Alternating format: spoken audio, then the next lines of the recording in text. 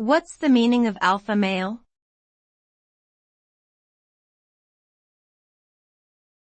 Alpha male.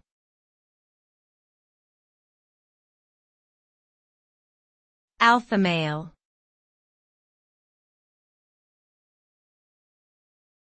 Alpha male.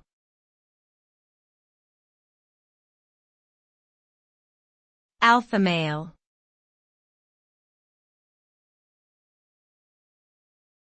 Alpha male.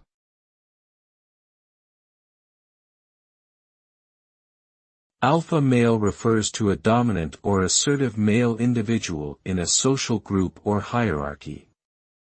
This term is often used in the context of animal behavior, but it also applies to humans in certain situations. An alpha male typically displays confidence, strength, and charisma, which allows them to seize opportunities and take charge of situations. They often have a large social circle and are respected by others in their community. However, this term has been criticized for promoting toxic masculinity and reinforcing gender stereotypes.